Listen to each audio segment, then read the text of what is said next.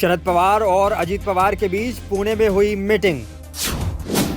मणिपुर की 2 घटनाएं कभी नहीं भूल सकता, वायनाड में राहुल गांधी ने दिया बयान। बीजेपी में मोदी जी के सम्मान में आई कमी, उनके खिलाफ हो सकती है बगावत, अशोक गहलोत ने दिया बयान। न्यूज क्लिक वेबसाइट का ट्विटर अकाउंट हुआ सस्पेंड, चाइनीज कनेक्शन पर हुई कार्रवाई।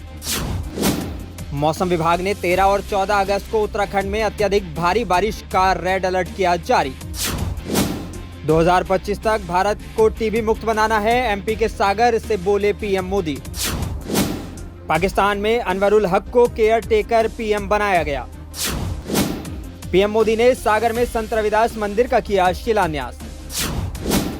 मुझे लगता है कि प्रियंका गांधी को संसद में होना चाहिए, वो बहुत अच्छा काम करेंगी, रॉबर्ट वाड्रा का बयान। राष्ट्रपति की सहमति के बाद कानून बना डिजिटल व्यक्तिगत डेटा संरक्षण अधिनियम। दिल्ली सेवा विधेयक को राष्ट्रपति ने नए कानून के रूप में अधिसूचित किया।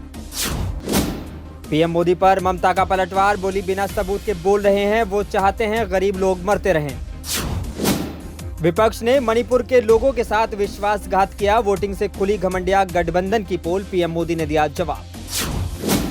सितंबर में नॉर्वे, बेल्जियम और फ्रांस के दौरे पर राहुल गांधी करेंगे ईयू नेताओं और भारतीयों से मुलाकात।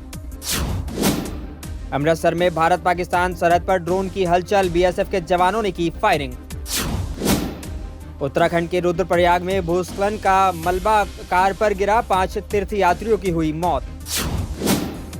बाराबंकी में नेपाल ने फिर छोड़ा 4 लाख क्यूसेक पानी, तराई के दर्जनों गांवों में भरा पानी।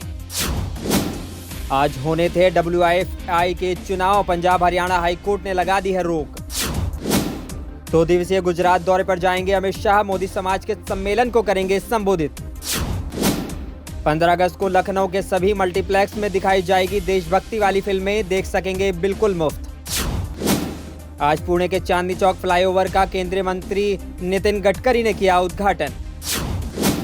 ऐसी पहुंची कर्नाटक सरकार, तमिलनाडु सरकार पर लगाया कावेरी का पर्याप्त जल नहीं देने का आरोप। पेरिस में एफिल टावर को बम की धमकी के बाद खाली कराया गया। और अमेरिका में विमान में युवती के सामने की अश्लील हरकत, भारतीय मूल का डॉक्टर गिरफ्तार।